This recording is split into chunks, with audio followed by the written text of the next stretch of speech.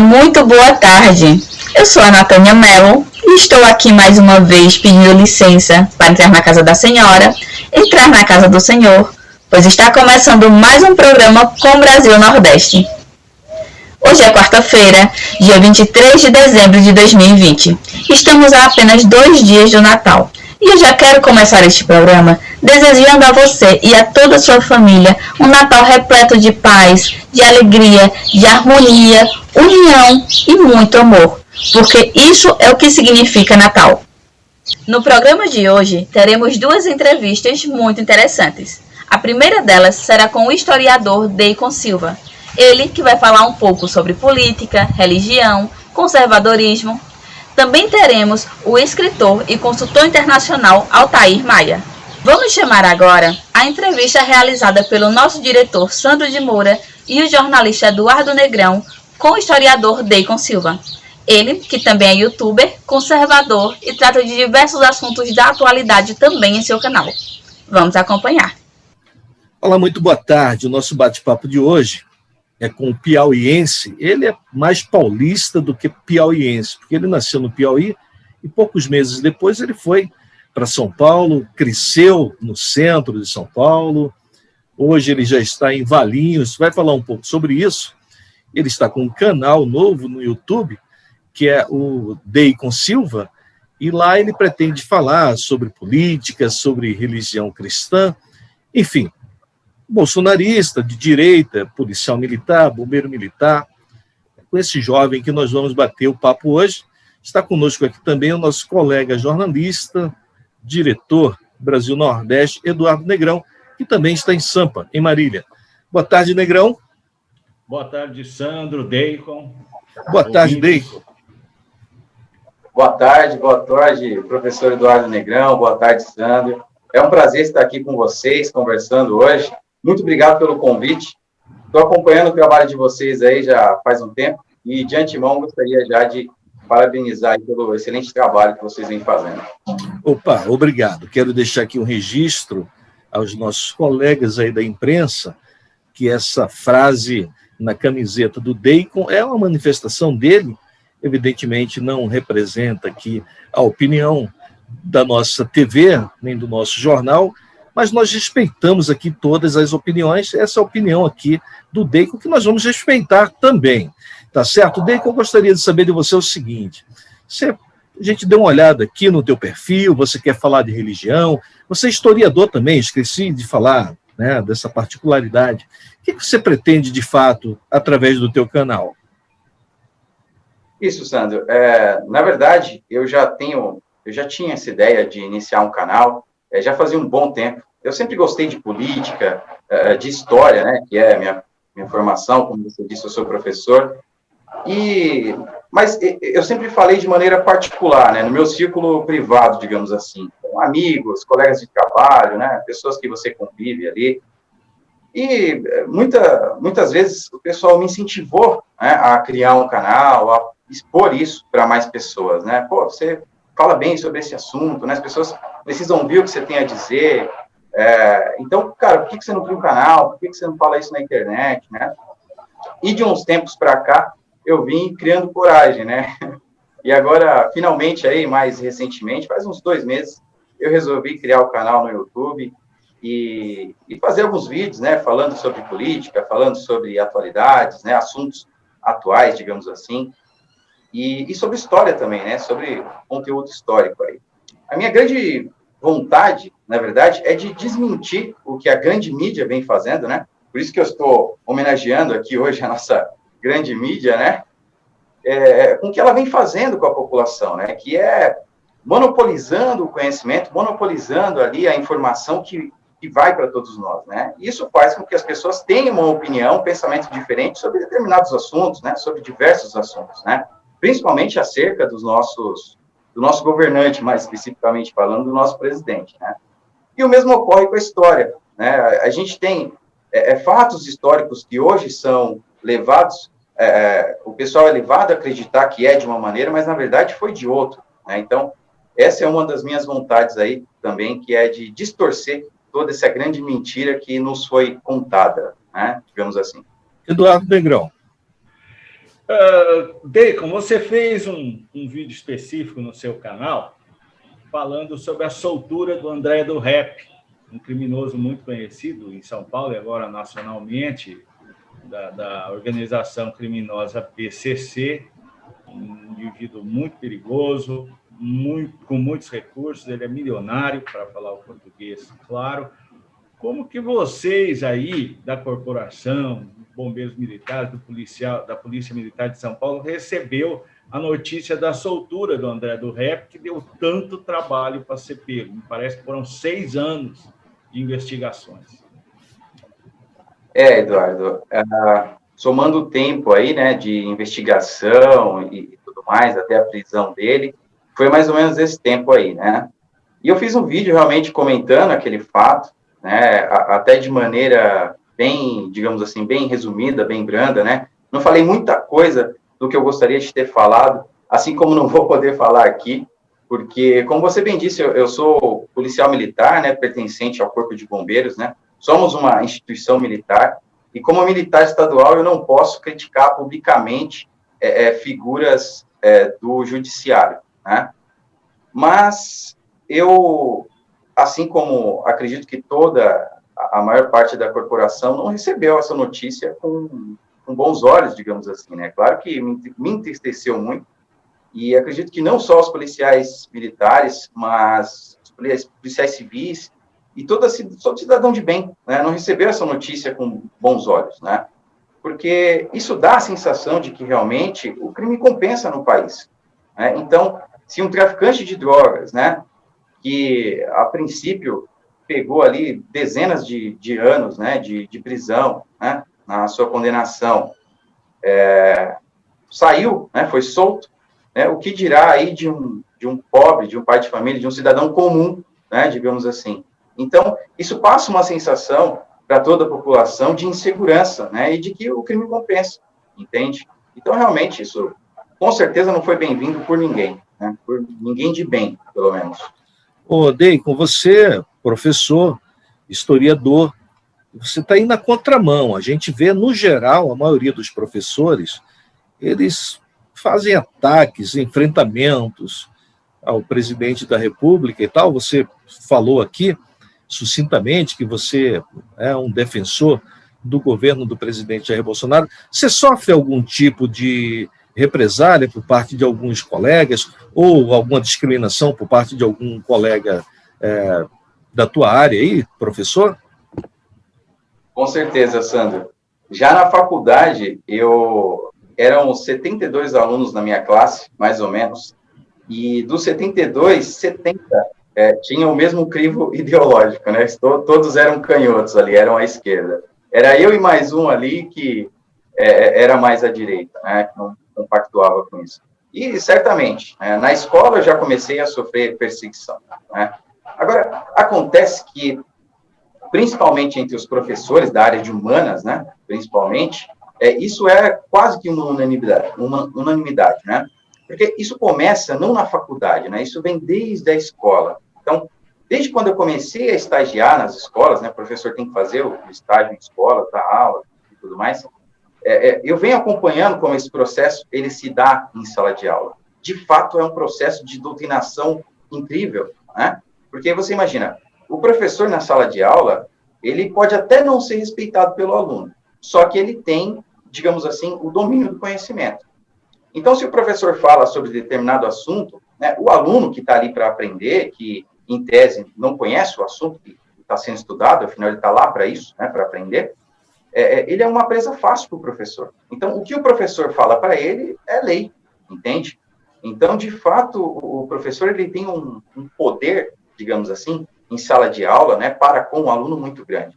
E a doutrinação começa ali, né, começa no ensino fundamental, começa no ensino médio, e quando chega na faculdade, essa doutrinação é apenas ratificada, né? Então, o aluno ele já chega, digamos assim, com meio caminho andado para a doutrinação ideológica de esquerda, entende?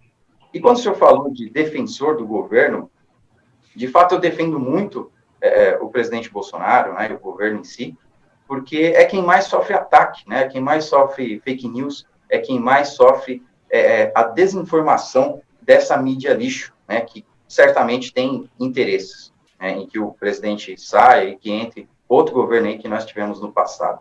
Vamos agora dar uma pequena pausa na nossa entrevista com o Deicon Silva e chamar o nosso parceiro Leão Tour. Com a Leão Tour, o cliente não é apenas mais um passageiro. Nossa marca mais forte é o atendimento personalizado. Dos itinerários mais longos a viagens mais curtas, a Leão Tour oferece os destinos mais diversos, aconchegantes hospedagens e roteiros de entretenimento que cabem no seu orçamento. Se viajar é um prazer, com a Leão Tour, este prazer não tem limites. Acesse leãotourmilhas.com. Você está assistindo o historiador, conservador e youtuber Deicon Silva. Vamos acompanhar.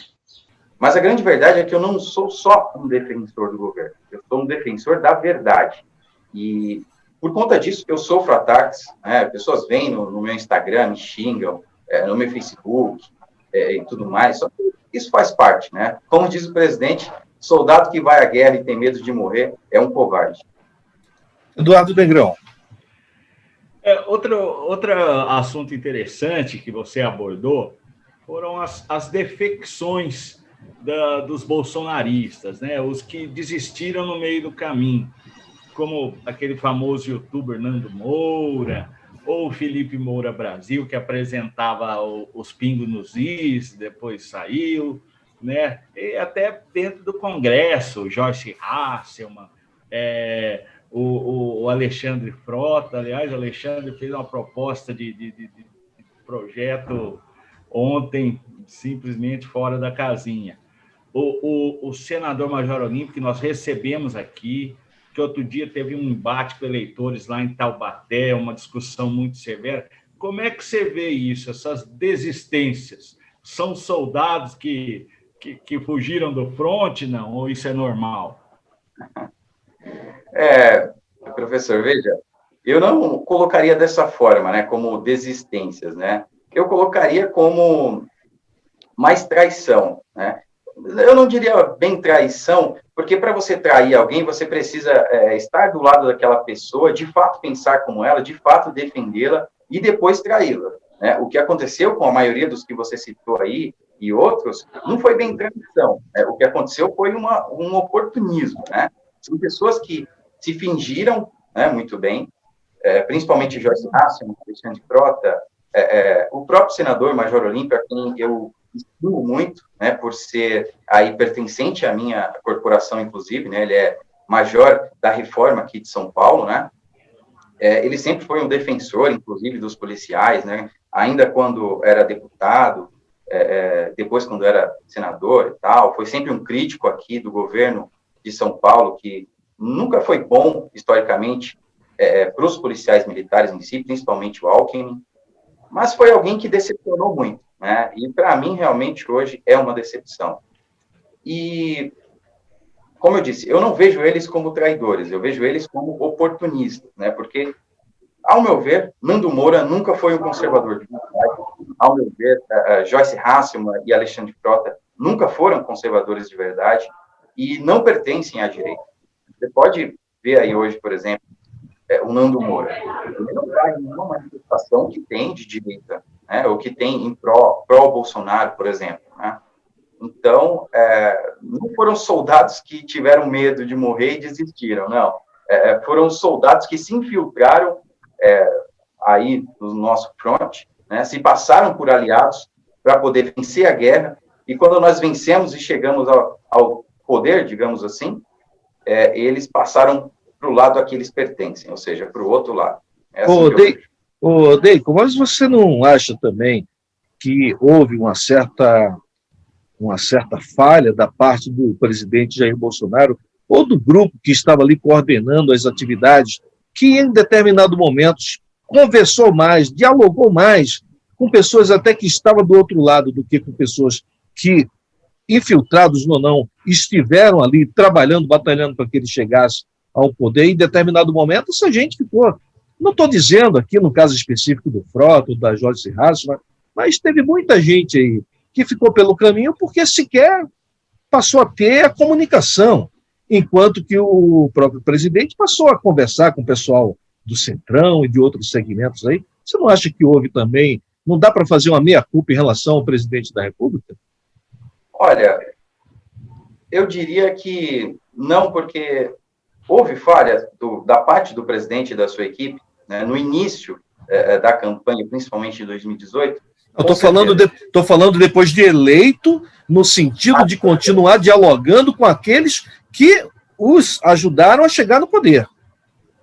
Então, mas veja, quem cortou, digamos assim, a relação, primeiramente, não foi o Bolsonaro. O diálogo dele sempre esteve aberto, com o Centrão, com parte da esquerda e com seus antigos aliados, né, que traíram o presidente. Não foi o presidente que traiu a Joyce e o Alexandre Frota, né? Foi o contrário, né? Foram eles que saíram, né? Isso depois do que aconteceu naquela desordem toda do PSL. Onde tudo bem. Em relação a Joyce e o Alexandre Frota, eu fiz, inclusive, esse parêntese aqui, mas eu me refiro a centenas de pessoas que ajudaram o presidente e que ficaram, enfim, depois sem ter uma comunicação. Mas tudo bem, o seu ponto de vista é que não houve falha por parte da comunicação da parte do presidente. A gente está chegando ao final do nosso tempo. Negrão, eu quero permitir que você, então, faça uma última pergunta para o Deicon. Deicon, o que você, analisando a história recente, prevê para o futuro desse governo? Você acha que o Bolsonaro avança e se reelege? Até é importante essa pergunta logo após as eleições municipais, ou você acha que a eleição municipal foi um golpe muito forte? O que você prevê para o futuro do bolsonarismo no Brasil? Muito bem, você fez uma pergunta boa e colocou as palavras certas, né? As palavras certas. O fato de achar o que eu acho que aconteceu nessas eleições municipais, eu acredito, eu acho, é a minha opinião, é o que eu penso, tá?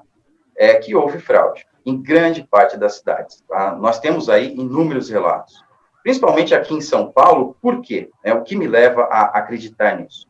Nas eleições presidenciais de 2018, o Guilherme Boulos ele teve cerca de 600 mil votos, né? Isso a nível nacional, a nível Brasil, tá?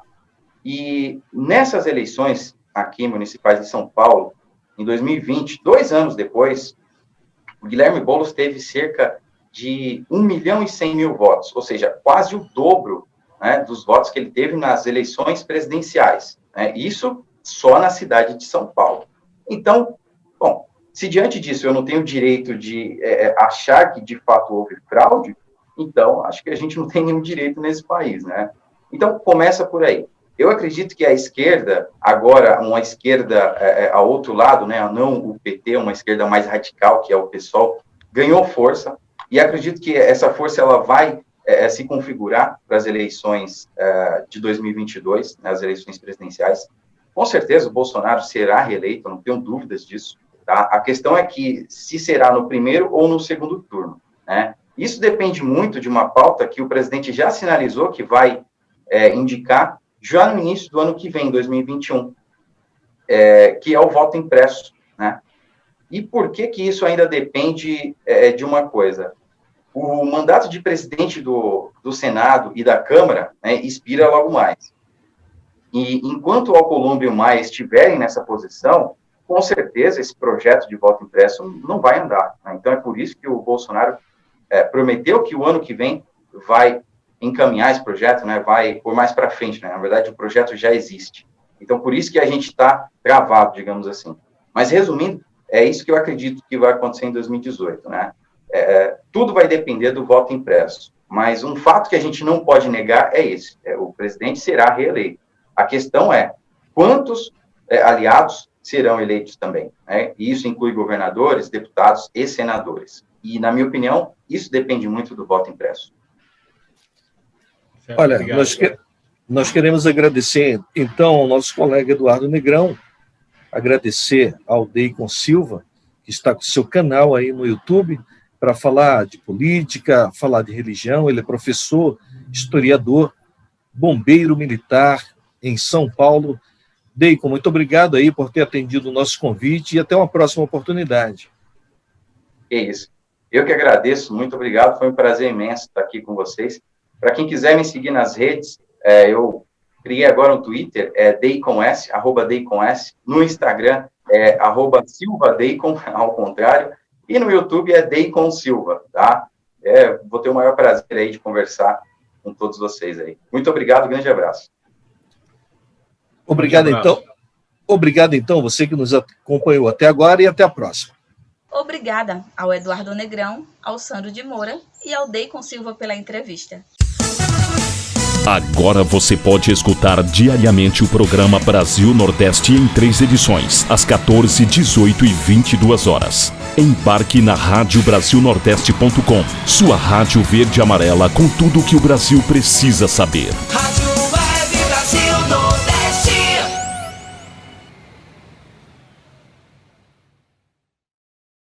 Agora, nós vamos exibir um trecho da entrevista com o escritor e consultor internacional Altair Maia. Ele, que é especialista em África, e vai falar um pouco para a gente sobre essa relação Brasil-África. Vamos acompanhar. Olá, muito boa tarde. O nosso bate-papo de hoje é com o professor, escritor Altair Maia.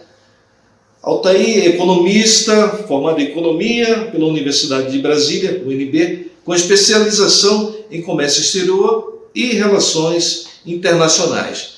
O professor Altair Maia se dedica muito ao tema da África também.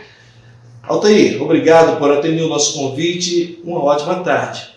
Boa tarde, Sandro. Prazer imenso estar aqui contigo para essa entrevista, que não é uma entrevista, é uma conversa, é um bate-papo entre amigos. É isso. Encontrar o Altair é sempre motivo de muita alegria, de muita animação e de aprendizado. Hoje nós vamos falar um pouco sobre 2 livros do Altair. Um que é A Rosa Mutilada, fala sobre a mutilação genital feminina, e também sobre esse novo livro do Altair. Deixa eu mostrar melhor para vocês.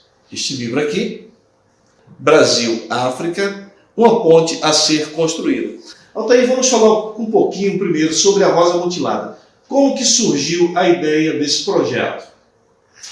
Sandro, há mais de 20 anos eu tenho viajado pela África, mais de 30 países africanos já visitei, já tive o prazer de visitar.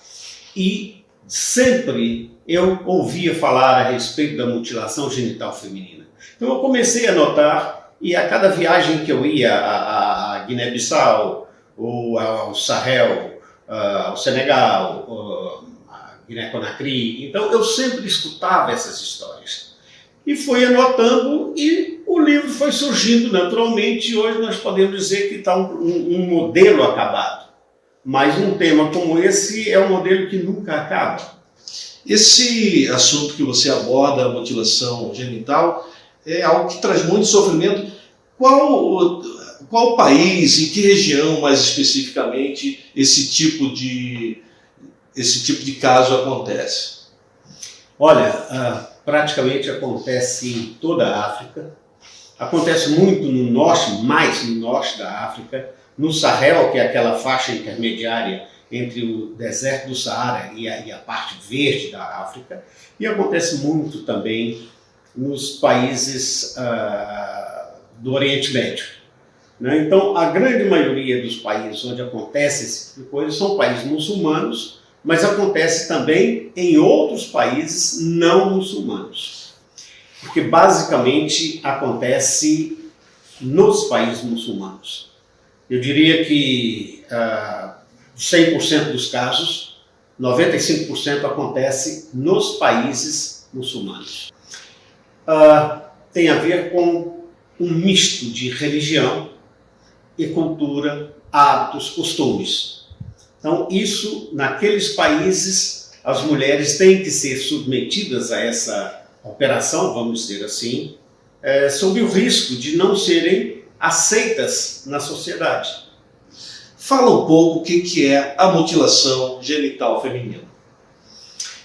A mutilação genital feminina tem 3 tipos básicos. Todos eles afetam diretamente ou imediatamente um corte vaginal. Ou se corta o clitóris, ou se corta os pequenos lábios, ou se corta os grandes lábios, ou se corta tudo e deixa apenas um pequeno orifício para a urina e a menstruação. Esse último caso, a mulher, depois de ter extirpado o clitóris, os pequenos e os grandes lábios, ela é costurada, literalmente costurada. Ela é costurada e fica um pequeno orifício justo para sair urina e menstruação, nada mais. Ou seja, uma coisa cruel que traz muito sofrimento à mulher, isso em pleno século XX, né? E a gente tem que ainda assistir a esse tipo de coisa. Então, é o livro A Rosa Mutilada, do professor Altair Maia, que fala sobre esse assunto, traz muita informação. Como é que faz, então? Você quer falar mais um pouco sobre esse assunto, Altair? Só uma pequena observação. No ano passado, o secretário executivo da ONU, o Guterres, ele deu uma declaração, uma manifestação, pelo dia 6 de fevereiro, que é o dia da tolerância zero da mutilação genital feminina, e ele alertou o mundo que, se nada for feito, até 2030, mais 68 milhões de meninas serão mutiladas. É um número de arrepiar. O livro A Rosa Mutilada, do professor Altair Maia, ele já vai dizer aqui. Gente, coloca o telefone do professor Altair aí, por favor. Quem quiser adquirir o livro, o e-mail também. Fala sobre esse assunto que traz muito sofrimento à mulher em várias partes do mundo. Eu acho que vale muito a pena você procurar se informar a respeito desse assunto. Vou falar agora um pouco com o Altair. O Altair é um especialista em África, está lançando esse livro, Uma Ponte a Ser Construída, Brasil-África. Altair, a gente já conversou outras vezes, né, e você sempre fala da relação do povo africano com o povo brasileiro. Você fala, inclusive, dessa relação de sangue, né? Fala um pouco sobre isso. Olha, são 500 anos de história, né? Nesses 500 anos de história, tudo que se fazia de um lado do Atlântico tinha repercussão do outro lado. Então, o Brasil e a costa oeste da África surgiram e se desenvolveram irmãmente sob o mesmo domínio do Império Português. Então, nós temos aí que somos almas gêmeas separadas por um rio chamado Atlântico, porque esse rio chamado Atlântico era um rio português. Tinha português do lado de cá e tinha portugueses do lado de lá. Eram mais ou menos 7.000 quilômetros de portugueses lado a lado do Atlântico. Então, o Atlântico Sul, poderíamos dizer que era um rio português. Na sua visão, qual o primeiro passo na construção dessa ponte? É o conhecimento. Por incrível que pareça, Brasil e África hoje se desconhecem. O Brasil desconhece, o Brasil não conhece a África e a África desconhece o Brasil. Chegamos agora ao final de mais um programa. Quero agradecer imensamente mais uma vez a sua companhia até aqui e pedir para que, se possível, amanhã continue nos acompanhando aqui pela tela da TV Com Brasil, porque tudo que é bom com o Brasil fica ainda melhor. Eu creio que amanhã o nosso diretor Sandro de Moura voltará ao posto dele. É sempre um prazer poder substituí-lo. Um forte abraço para todos, um Feliz Natal e Ano Novo e até a próxima!